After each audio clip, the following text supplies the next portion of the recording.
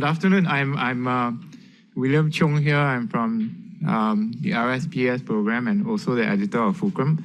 And very happy here to be part of this seminar this afternoon. We have, of course, Professor Gao Fei, who is the Vice President of the China Foreign Affairs University, and he has many affiliations in China, which I will not recite here, but is in the biography, and he's here with us in Singapore for about a week, I believe. And we are very honored to have Professor Gao here with us. And the second speaker is Professor Gong Xue, who is non-resident fellow at the Carnegie China and also an assistant professor and coordinator of the China program at the Rajaratnam School of International Studies here in Singapore as well. So very honored to have Gong Xue here with us as well.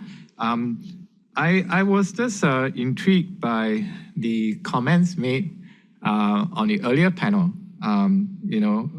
especially Ha's comments about the kind of, should I say, guarded acceptance by some Southeast Asian countries of the three Chinese initiatives. And I wanted to ask a question, but in the interest of time, I didn't. But it occurred to me that somehow this acceptance, might somehow accelerate under Trump 2.0, given that I think there's no community. When I meet President Xi the next time we meet in Beijing, I will tell him this. But there's no shared community without a community of shared suffering. In a sense that a lot of regional countries have resonating narratives with China in the sense of our historical experiences, our colonization, and what is perceived to be Western and American double standards when it comes to the so-called rules-based international order that West promotes. But I would tell President Xi when we have the opportunity to have tea, but half in jest. But so I'm going to let the speakers speak.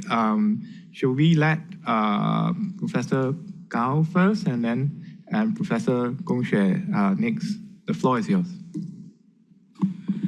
Thank you, Mr. Chung. Thank you. ISEAS to have me today. I'm just a short visit to Singapore, and I'm so happy to involve in today's TV event. Partly because I'm a professor, so yesterday I got this report. I tried to read it carefully, and then I try to think if this report written by Chinese, what I need to do some revise. So many facts, I think many data in this report are so important because we can learn a lot between China and ASEAN countries. We have very close relations. And from Chinese view, how can we see this data?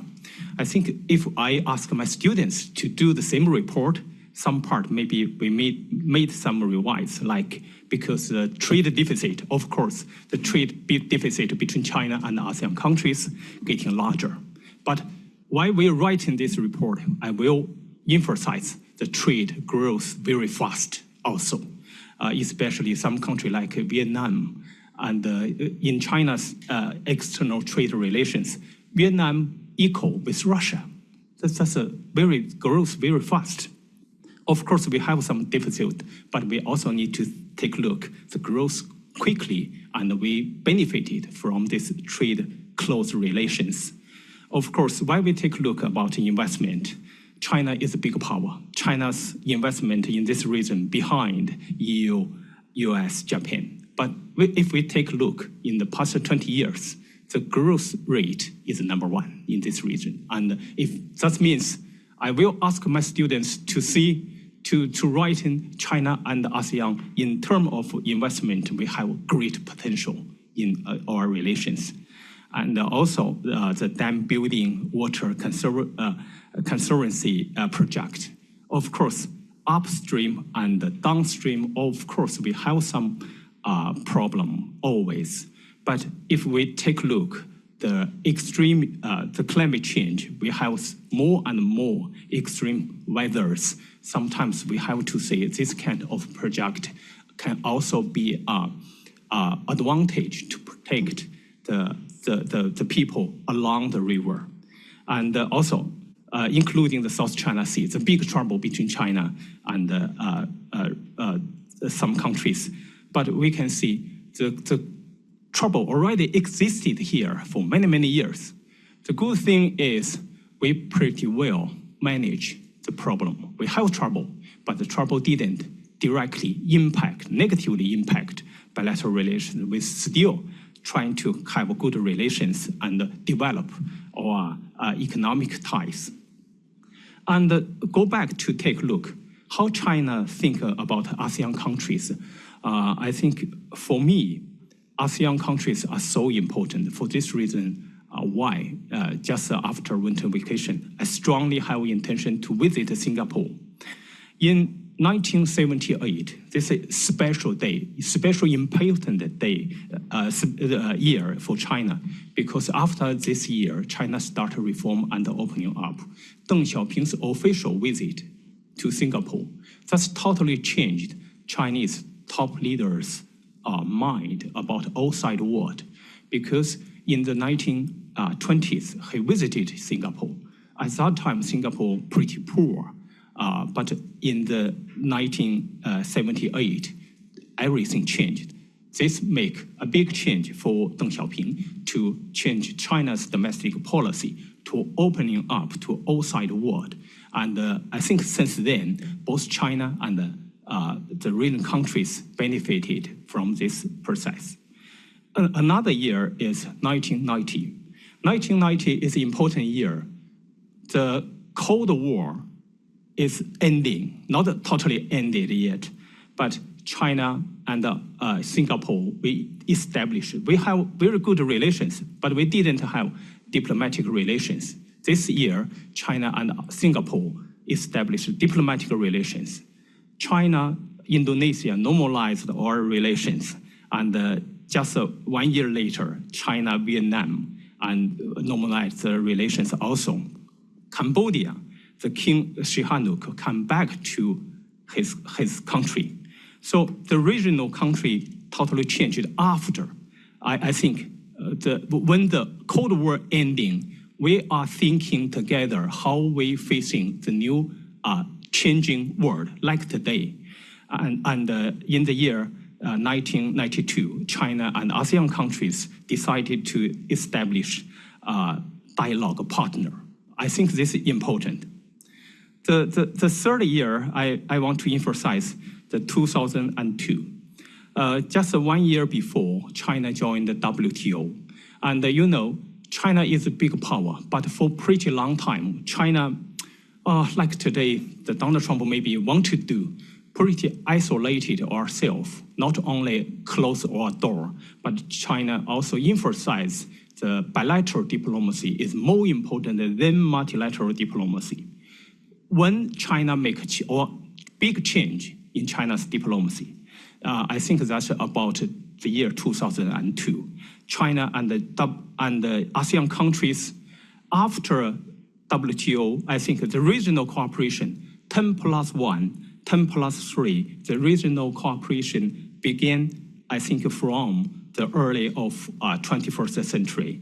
The year 2002, China and the ASEAN countries, we signed FTA. FTA, I think today we update already twice, and the bilateral trade relations getting closer. We benefited from that big change. And also, the year 2003, China joined the Treaty of Amity and Cooperation in Southeast Asia. That's helping China also have the political cooperation with ASEAN countries. Since then, China, in contrast with United States and also other countries in also the past, China more and more embrace multilateralism in this world. I think that's a big change. We benefited a lot. We appreciate ASEAN countries. When China's growth up, when China become a big international player in this process, we accompany ASEAN countries. ASEAN countries also accompany with China's growth. And go back to today. I think today we are facing the same kind of challenge, even the challenge bigger than before. I think after Cold War, we never experienced such a big challenge. We totally understand in this report, the ASEAN countries, many countries, even inside China, we know the political spectrum is pretty wide. Someone like the government, someone maybe different. Someone like China, maybe someone different. So this time I come to Singapore. I see that inside this report talk about Singapore's points towards China is pretty neutral. I think from my feeling, I think the neutral or normal relations is just sustainable. That's more important. Today's world, of course, I think the biggest challenge, where is the biggest challenge come from? We can see trade dispute, ideological dispute, and even some political dispute. But the basic reason is, we go back, last panel we talk a lot about geopolitical tensions, but behind these geopolitical tensions, we know in pretty long time, globalization, our world already getting more and more interdependence. But the question is, the interdependence, this must have a precondition, that is mutual trust. Without mutual trust, two countries interdependent too much, they feel more dangerous. So today, the biggest problem is, I think, the China-US relations, we are in big trouble. Why the two countries didn't trust each other? We still keep very close relations. Everything can be weaponized, trade, market, technology, and even people-to-people communication. So for me, I think the world changed. Technology is developing fast. Of course, everybody in this world, we are facing a lot of new challenge. But the question is, we cannot use old way or previous way to settle the new problem. So my own suggestion is, all the nations, including China, ASEAN countries, what we need to do next, the first, we need to keep communication. And in this process, of course, we are facing a lot of challenge, but we need to rebuild, especially China and the United States, rebuild mutual trust. Without basic mutual trust, we cannot talk about the even tiny cooperation between us. This is the first. I want to emphasize mutual trust is important. The second, I think all the nations in this world, we're living together. We are in the same community. And in the same community, of course, I can influence you. You also can influence me. So what's the future behavior? Why a country? You know, at the very beginning, China reform and opening up, China's total GDP just share less than 2% of the total world. But today, China's growth up. So why we talk about that?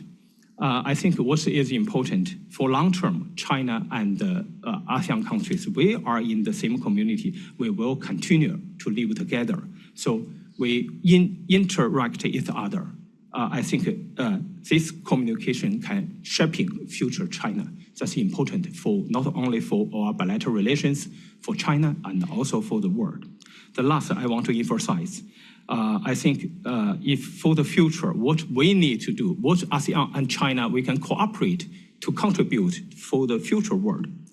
ASEAN countries, actually, you are very diverse community. The countries are very different, but we live together, we cooperate with each other pretty well.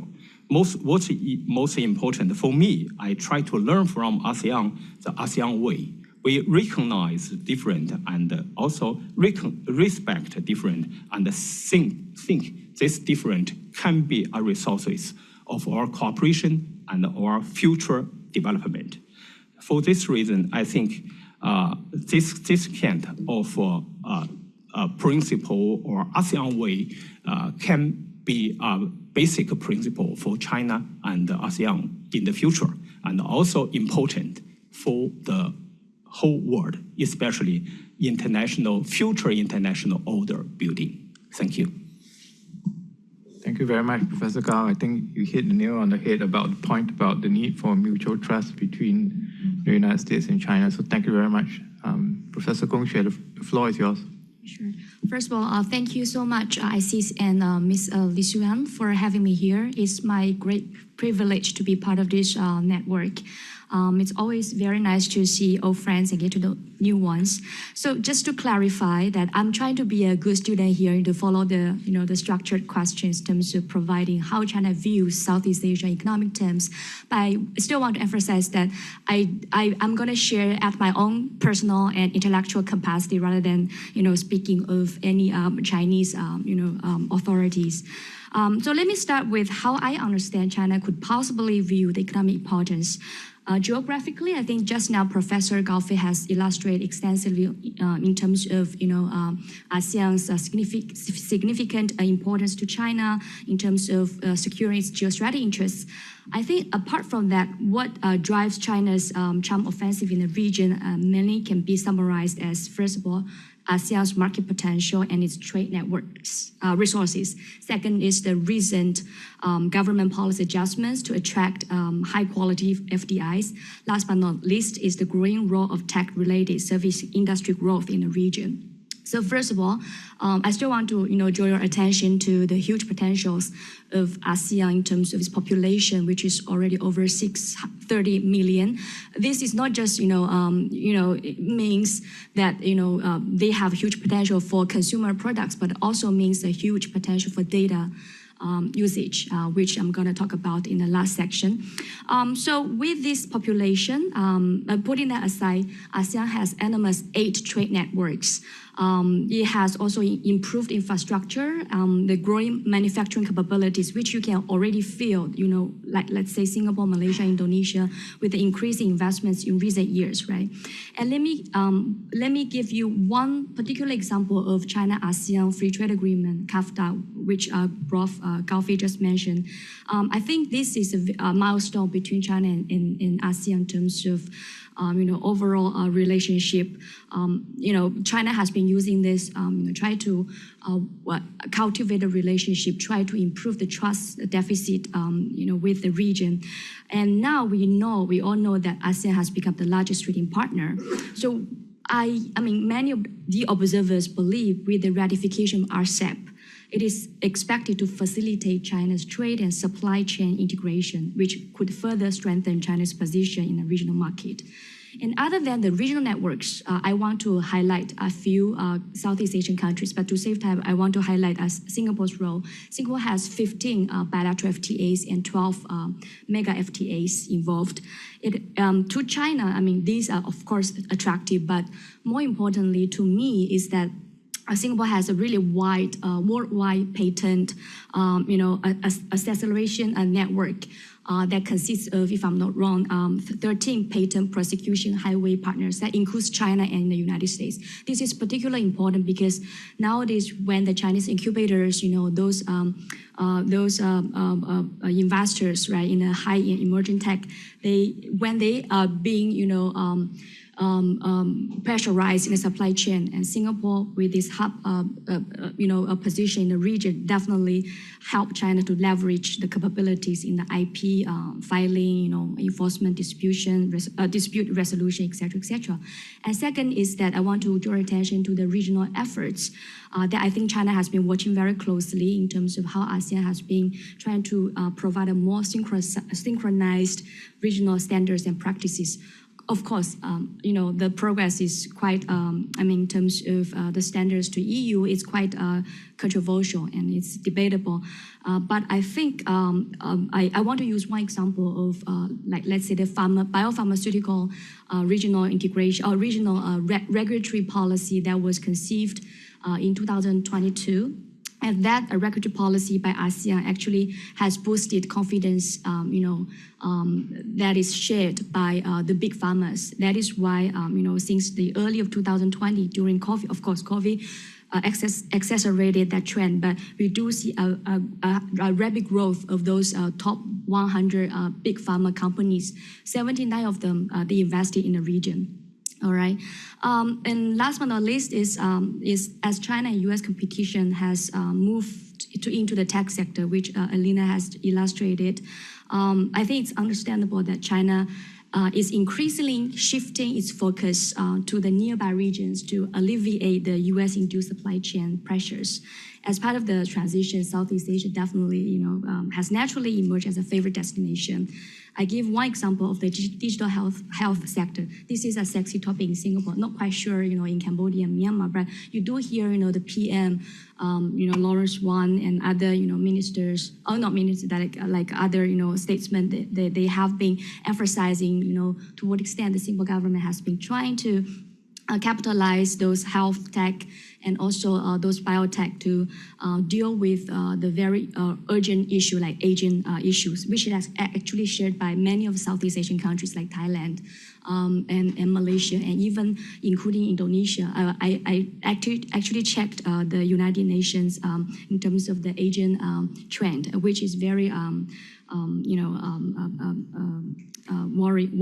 worrying. But anyway, in this sector, where the U.S. has been trying to reduce and even eliminate Chinese involvement in the U.S. biopharmaceutical and also biomanufacturing supply chain, as it's reflected in the Biosecure Act, which has already been passed at the Congress and also the House. Of course, the last stage, whether the president-elect will pass it, everybody's watching it, but it's not a good sign because it's going to be another front line that U.S. and China is gonna compete, following the semiconductor and chip industry.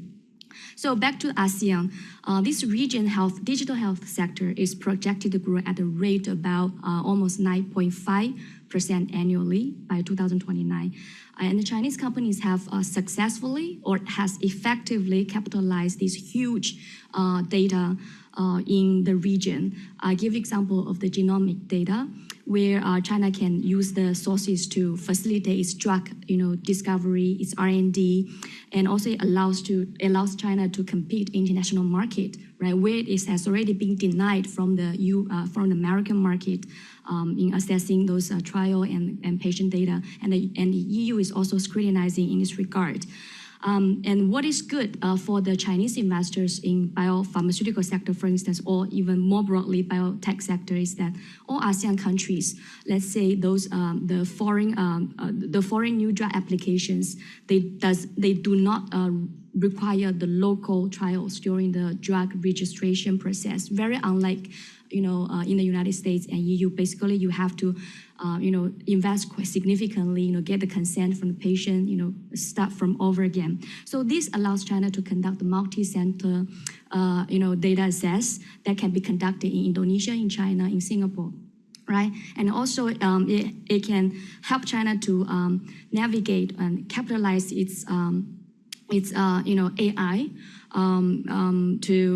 to generate the evidence for those drug innovation, rather than just relying solely on novel clinical trials. So this ability of leveraging data in the health sector has already made advancements in the region during pandemic in particular, by utilizing the disease surveillance, real-time health screening, et cetera, et cetera.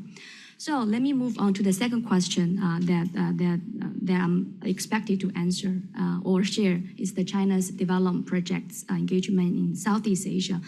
I've been working extensively on this. To be fair, I don't know where to start, but maybe, this is quite broad, but let me briefly introduce you to some other aspects of China's projects in addition to Ian's illustration on China's economic engagement in the region.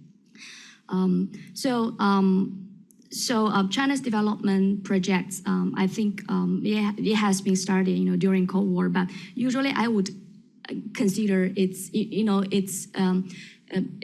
starts to gain traction since 2010 after global financial crisis, where China sort of like successfully proved its China model. Its stimulation package has been weathered the storm quite well. So that you do see that there's a growth of the Chinese development financing coming to the region a few years prior to the Belt and Road Initiative. So at this point, according to the Ministry of Commerce, China has 13 special economic zones or the overseas industrial parks in Asia, with 11 based in Southeast Asia. And there's one in Malaysia, Cambodia, Thailand, respectively, 2 in Vietnam, Laos, respectively, and 3 in Indonesia.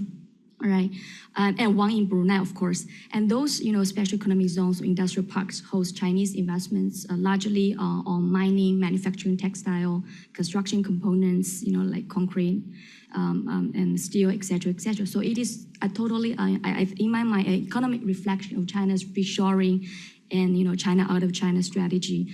If you look back, and these investments, of course, have helped with the local capacity to a large extent, but I will come back to the point of challenges that China faces in those overseas economic zones, especially if you relate to the zones that has a Chinese criminal syndicates in Cambodia and Myanmar, for instance.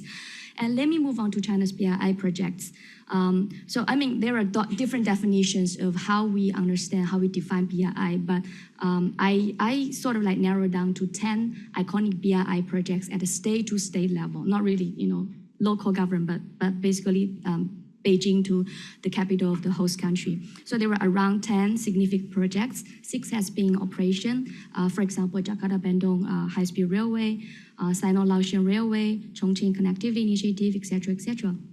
And now, with the retrenchment of China's overseas financing, and also, of course, as part of China's economic transition itself, we do see China invests much less in those large-scale hard infrastructure, that involves a lot of land, resources, and sometimes, the human capitals in these projects, right? But we do see the tech aspect of BRI venturing to the region has presented us another picture. So other than the ICT sector, right, Eleanor just mentioned, I want to emphasize again to the research that I'm doing, the biotech is also expanding, and I want to emphasize that because I think this is kind of overlooked tech area that is, in my mind, I may be wrong, in my mind that's much more important than semiconductor, because not everyone is involved in semiconductor in the supply chain, but the health, the biotech, it involves food security, it involves the public health that may challenge the political legitimacy in the region. So I always try to promote draw attention to this aspect. So starting from the health Silk Road, which was introduced in 2017, I think China's biotech has been strengthened by the regional demands for a public for China to provide the public goods. And the COVID has, proliferated such demand in terms of China's vaccine companies, in terms of genomics firms and R&D to venture into the region.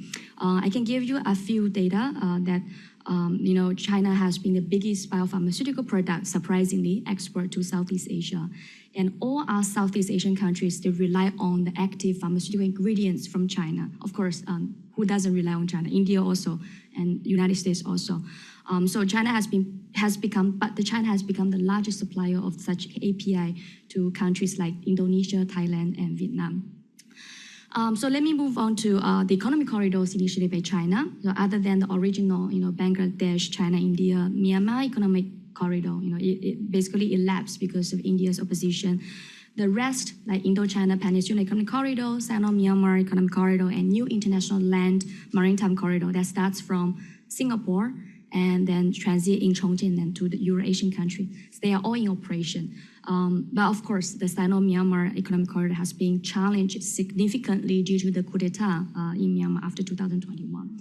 So let me wrap up with challenges against the rosy pictures, which I think the Chinese policymakers and also the Chinese scholars in the literature, they have somehow also echoed, I think, with what I'm going to share in the next few minutes.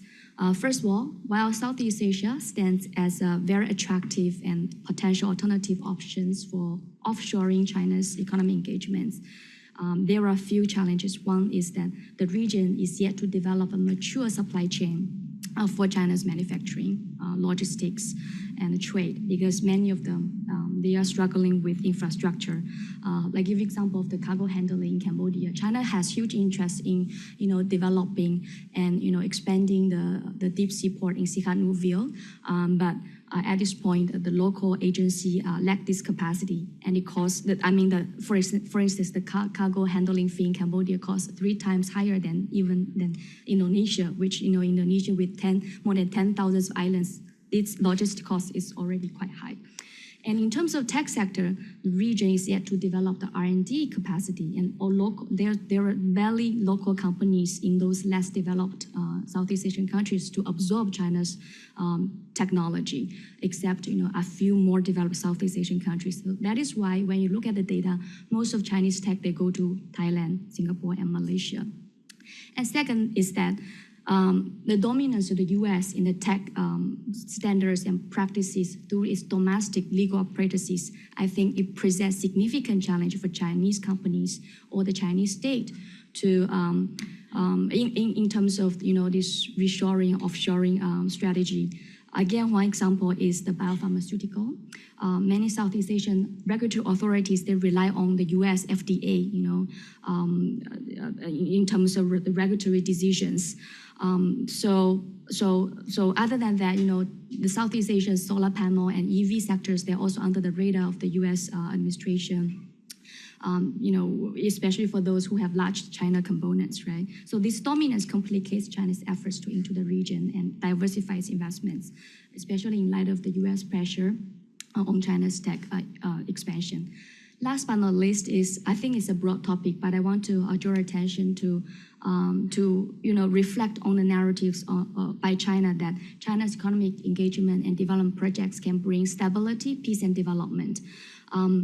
I think they are not always coming with this wishful thinking, although China hopes to, right? And although there are also some expectations from the regional countries that China's contribution as a public goods provider could help with these areas. But as this report and also like Carnegie projects, China global and local that has been led by the Vice President Evan, which I also contributed one article of it. We do discern the challenges that the Chinese state and also Chinese actors that they have not anticipated, and they had not really been ready to handle these issues when they're dealing with the local context, right? And either bilaterally, multilaterally, or even unilaterally. And there are issues that Ian has mentioned about the governance issues, like in Mekong, you do have not just environment, but also some so-called land grabbing, human rights issues, right? And there are debt, sustainability problems. Those problems are not caused by China, of course, but with the deep entanglement with the local agencies and the preparedness of the Chinese state and the Chinese actors on the ground, I think it poses a huge challenge. And nowadays, there's a new trend of such unexpected challenges, which is related to security. Along with the increasing Chinese expansions, you do have different actors, right? You do have the legitimate Chinese businesses, private business, they're all legitimate. You also do have, Chinese actors, or at least non-state players that try to associate themselves with the Chinese state, under the cover of Belt and Road Initiative, for instance, but they're not really recognized by the Chinese government. Those, gray economics, or those gray economy, or even criminal economies have actually tarnished China's image in the region, especially those Chinese criminal syndicates in Myanmar, Cambodia, and Laos, right? They're really testing Chinese capabilities to protect the Chinese citizens and assets overseas. I believe you recently, this is not a really new news, but I believe you do heard about, the rescue of the Chinese actor over the past few weeks, right, from Myanmar, in terms of the human trafficking into those so-called economic zones. I personally went there, but not now. But I mean, before COVID in 2019, I already discerned, those social and public security issues. Sure. But I mean, this is another topic. But the recent rescue and also the episode actually has made the Chinese public to demand the Chinese state to do more, which means the Chinese government needs to think about to what extent they can step in if it's not interfering when it comes to protect its interests, right? So I will stop here and leave more questions. Thank you.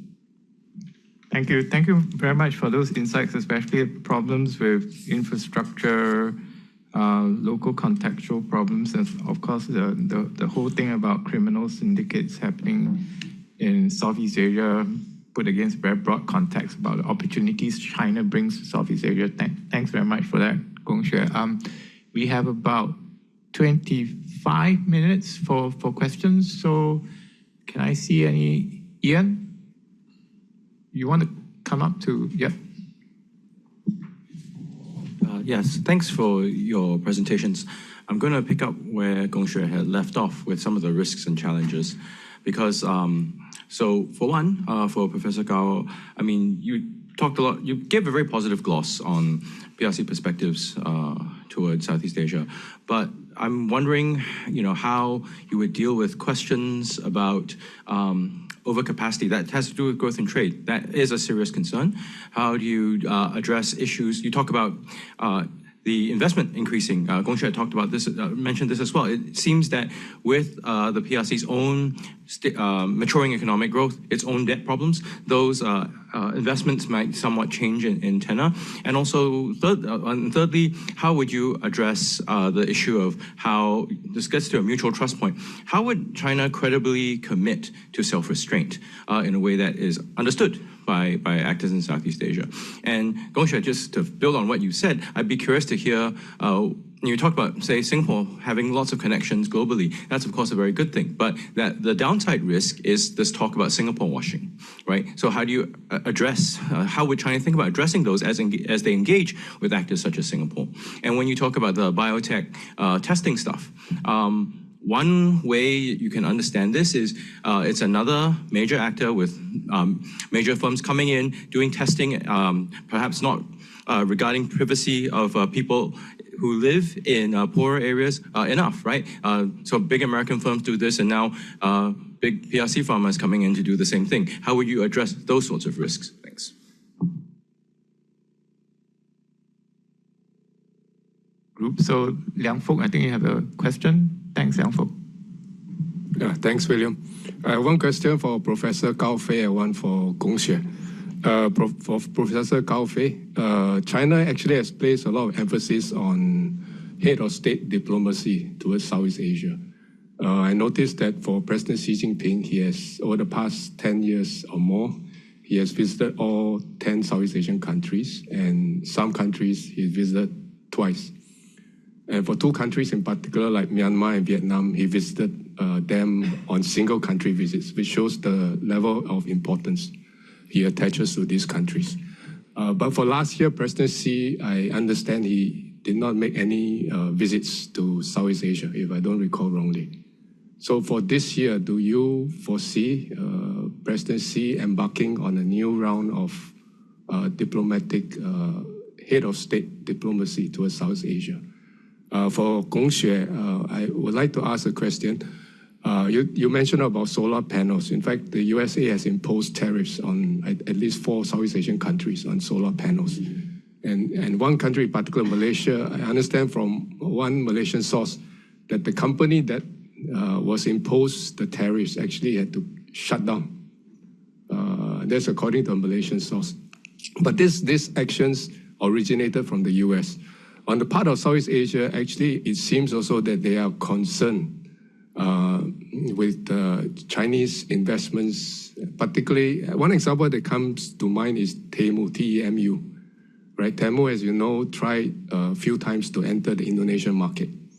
Of course, when we talk about free market principles, it is, of course, welcome, right? You have Chinese investments coming in. But sometimes, because of the scale of such investments, it has led to concerns on the part of Indonesia that it could affect small and micro and medium-sized enterprises. So how would you, if you were in an advisory role, how would you advise Southeast Asia or the Indonesian government? How should they go forward in terms of managing investments from China in particular? And also I invite Professor Cao Fei to also share your views if you have, in terms of how China can also work with Southeast Asia to better manage the type of investments that come into Southeast Asia. Because investments that come in is, of course, welcome. And as you have rightfully pointed out, over the years, such investments have increased, and the rate of increase is quite significant. Thank you. Are there any other questions from the floor? The gentleman in front here. Thank you. Wolfgang Sachsenröder, I'm a former fellow of this institute, retired 10 years ago, but still writing a lot. My question is concerning the diaspora in Southeast Asia.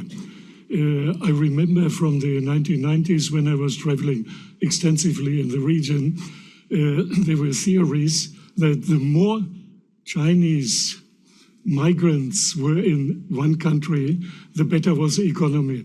So Singapore on top, the Philippines may be on the bottom. How is this being seen from the Chinese side? Are they natural partners for cooperation? And is it the view of the Southeast Asians changing because they have not always been the darlings of the local society?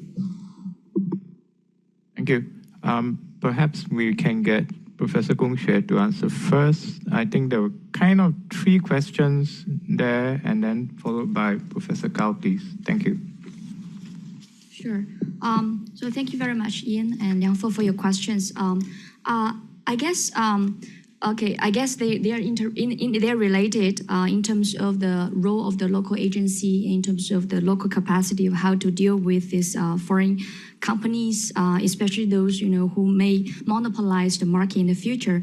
I do agree with you that the Singapore washing it has become a phenomenon in the region, but I don't think the government has been interpreted as completely negative. I do see that the government has been trying to leverage through enhancing its domestic legal practices to protect, let's say, like personal data information through the PDPA, for instance, right? That applies to the question on the data risks. But we do have to acknowledge, countries like Cambodia, despite the efforts, despite the emphasis on the literacy of, we should have something, to protect the data security or the cyber security of the country. You do see that they have been relying heavily, on China and Vietnam, for instance, to do that. And that actually created loopholes and also potential caveats for foreign companies. I'm not trying to say it will be, it will pose potential caveats for the foreign governments, but in terms of the companies, especially those giant tech companies, they are they don't really play the role sometimes. You have to acknowledge that. That's why Meta and Google, they have been fined and sued in the EU market. So those areas, I think Singapore context, the government has been trying to minimize that, but of course on the flip side is that the government, is very aware of the potential risks. So that is why we do see that the government tries to diversify, right? With one investment, for instance, from the BGI, the Chinese, the Chinese genomic companies sanctioned by the US, right? You do see that the government has been trying to, incentivize other MNCs.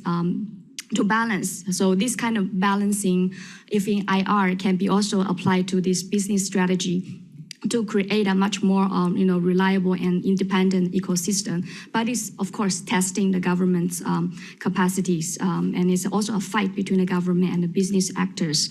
I hope I address your issue. And the second, related to the advice, I don't think I'm in an appropriate position. If I can, I don't think I'm being academic. I probably, will earn much more money than that. But putting the joke aside, I think, again, it goes back to the point of capacity building, how those developing countries or overall the global South countries, they are able to utilize those tech. They're able to negotiate.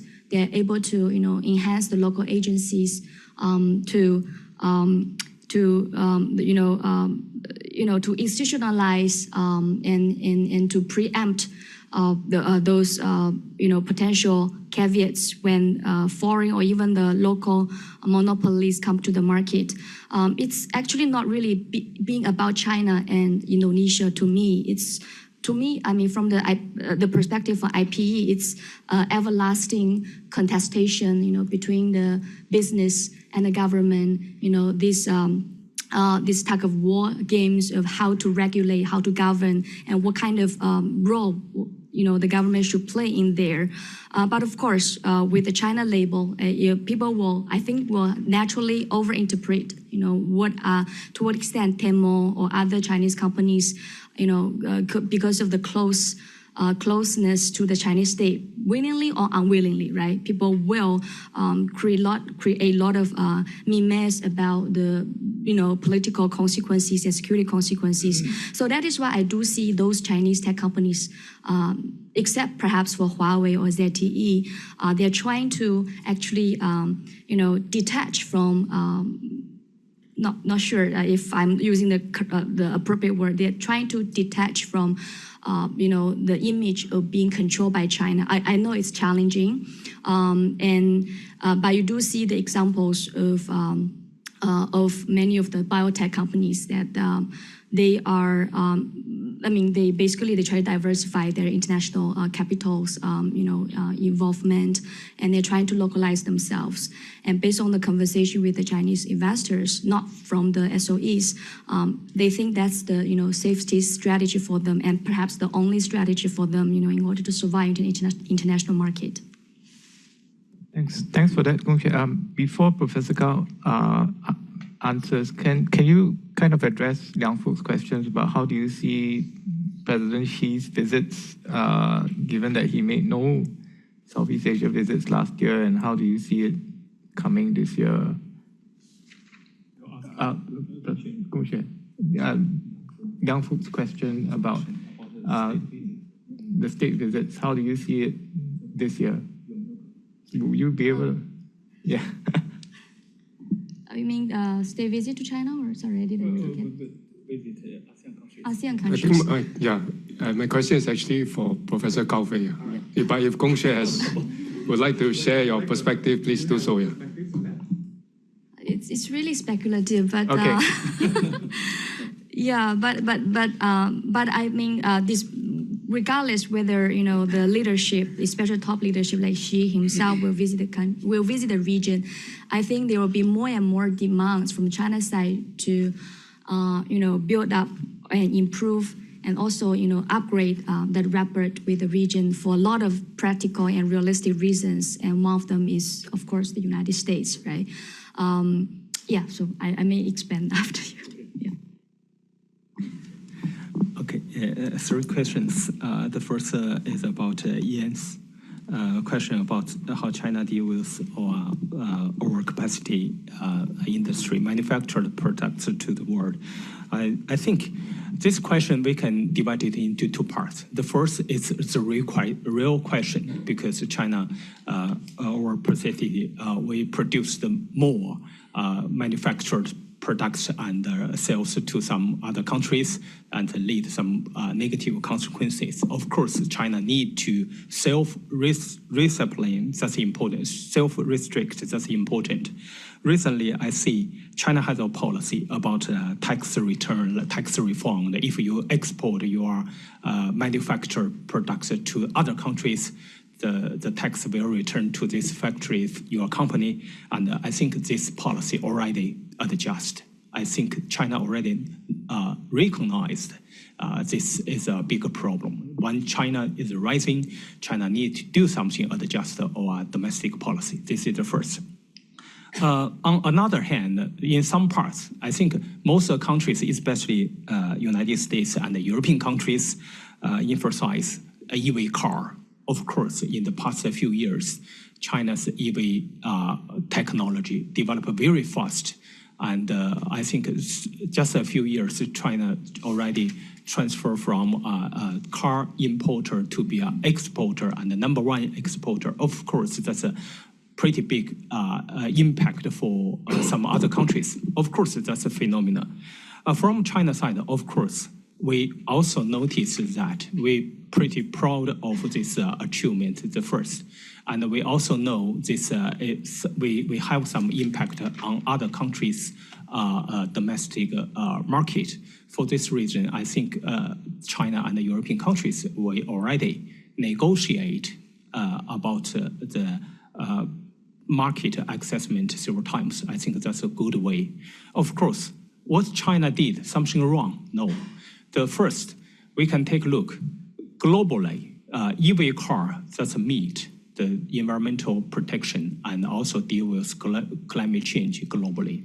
I think EV car in this world market, not over capacity, it's still have big room. The biggest problem is the EV car challenges traditional car, the gas car market. That's a big challenge. I think most important, not just limit EV car for the future development, but we try to find some way to cooperate. We are pretty happy to see China and the BMW or Volkswagen. We will already have some different kind of cooperation. We hope in the future all the cars, EV car is a direction for all the companies. I think this is China is right now doing, and we hope outside world, outside China also can understand that. This is your question. The second about ASEAN-China relations. Last year, Premier Li Qiang visited ASEAN countries. I think China look high, China-ASEAN relations. Of course, this year, I don't know what the top leader will do. He has his own agenda. But for my own suggestion, I think this kind of state visit, frequent engagement between the top leaders that's hyping the China and ASEAN countries keep develop long-term and sustainable friendship. And the last question is about the nature, the culture like that. Of course, we'd like to see the more Chinese, some community, some countries can have better economic development. Of course, we also know all the nations have their own comparative advantage, but Chinese, we have our own. I think Chinese self-discipline and work hard, emphasize social network, education, family-centered, all that's important, especially in this changing world. I think the traditional culture from China can do some sustainable, continuous contribution to the future modernization in this world. Thank you. Thank you very much. Another round of questions. Perhaps anybody from the floor?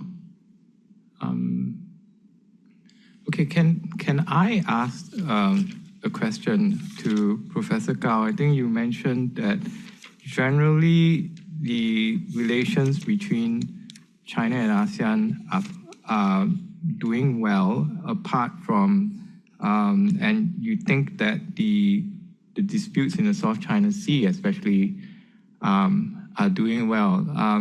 I can't get away with chairing a session without saying this, but in our State of Southeast Asia Survey 2024, China was cited as, in the face of the respondents to be the most important economic and political security actor, But at the same time, there were concerns about China being the most important economic and strategic actor. I think, and the narratives about the South China Sea actually feed into that.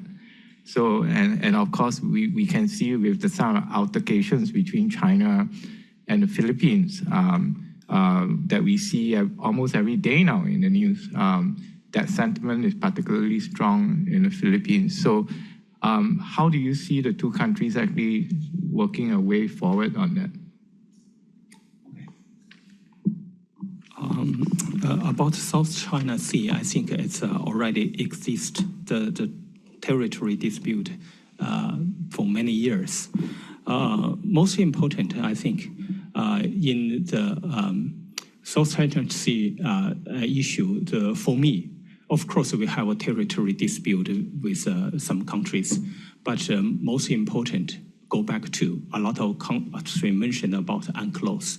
But if we study the UNCLOS, we can see UNCLOS has a lot of weak points. Of course, today, the South China Sea can be trouble between China and some countries. But when we take a look long term, the international order or some territory dispute, when we take a look, how can we improve UNCLOS? We can find a link, maybe an opportunity between China and ASEAN. We can do something for the future and for the long-term peace in this region. And but specifically about China-Philippines relations, of course, we know, I think the term is Philippines mentioned about second Thomas Shaw, right, the dispute. Of course, easily, a lot of country, it's easy to criticize China because China's size is so big. China has very big ship, and the Philippines just have a very small gunport. So together, looks like China, like bullying against Philippines. But what's most important in this international relations? Everybody, not bigger or small, we must follow the rules. When you take a look, I think Singapore know well about what's really happened in this area. Go back to the 1990s. I think that's in May 1999. What happened here? I think that's the Philippines, the first, the beyond. We already have gentlemanly agreement, but the Philippines repeatedly violates this agreement and lead some troubles. So for this reason, I hope if everybody, not bigger or small, we follow the rules, we follow the international discipline, that's easy for us to rebuild mutual trust and also important for long-term cooperation between China and the specific country. Thank you very much. Thank you very much, Professor Gao. I think we have time for just about one question left. Monica? So I'm just wondering China's views on AI technology leadership of China vis-a-vis the US, right? I mean, there are reports about how China has been leading in critical technologies, including AI, vis-a-vis the US, but then also at the same time, there are the reports that US is still leading in AI and semiconductor. I'm just wondering, what's China's own view about its AI and semiconductor technology leadership and the potential to actually leapfrog and become, the frontier, even leapfrogging the US, right? Because it's not so far. How do you think that China will react to the intensifying of the US export controls? As we've heard 2 days ago about the export controls on AI chips for data center, that will put China's even more to the corner. I mean, there's a Chinese saying that a dog that is cornered may jump over the wall. So, what do you think that China will do in terms of accelerating its own AI and semiconductor technology? Thank you. Are there any more questions? If not, I'm going to return the floor back to the panelists. Okay, Ian? Yes, very brief. So Professor Gao talked about doing something about UNCLOS? Can you spell out what that something might be? Thanks. Sorry, he said that China can, and perhaps with Southeast Asia, can do something about UNCLOS. What might that something be specifically? Thank you. Professor Gao?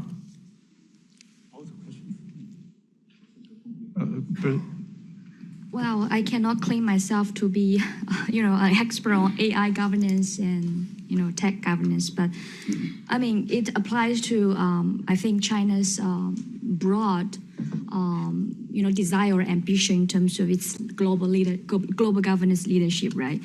So you do see that, the Chinese, if we segregate,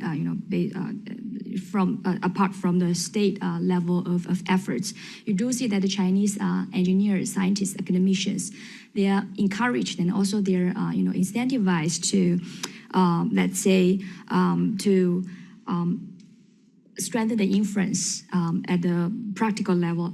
For instance, if I'm not wrong, like EEE standards and practices, you have more Chinese scientists in that academic community, and you do also have more, growing, research conducted by China in this aspect. But aside from that, I do see that China tries to, if I'm not trying to say you tries to, overthrow the U.S. leadership in AI, because AI is still very, evolving, and there's no global, universal global norms and understanding of how AI should be regulated. But I identify at least three features in China's vision, if I'm right, to have a sort of, AI leadership is that emphasize sovereignty, development, and security, right? And these three aspects, I think, is quite consistent with China's other aspects of global governance, let's say in economic, right, in WTO, negotiation, right, and in global health, et cetera, et cetera. So broadly speaking, China, I think it would like to set up this kind of interpretable, environment if it's not ready to aim, to claim the leadership for the AI governance yet. And how to achieve that, other than the non-state actors in those frontier technology aspects, I think China tries to cultivate such leadership role among the global South countries, right?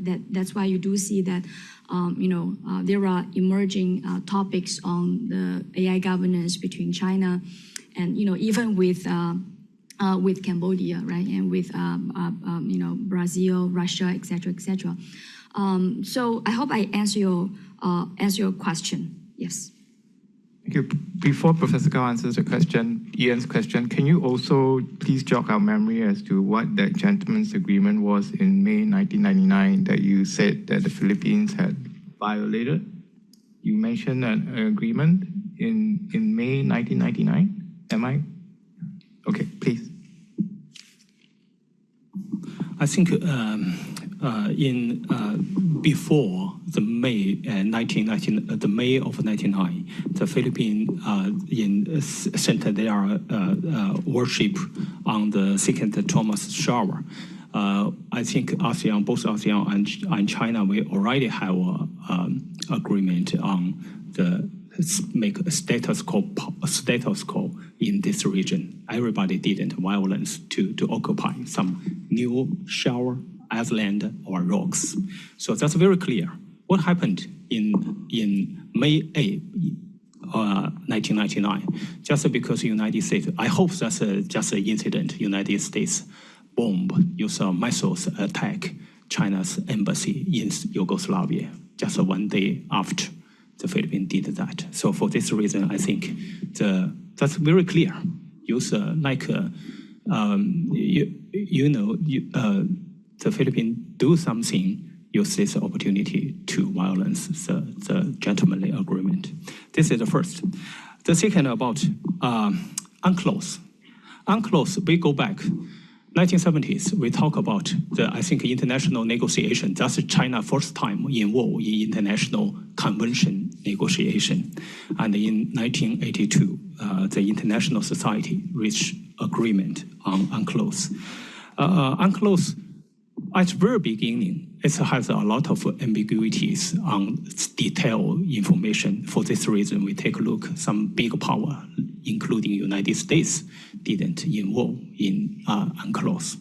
And UNCLOS, something... Sorry, they were involved. They signed but did not ratify. Yeah, yes, of course.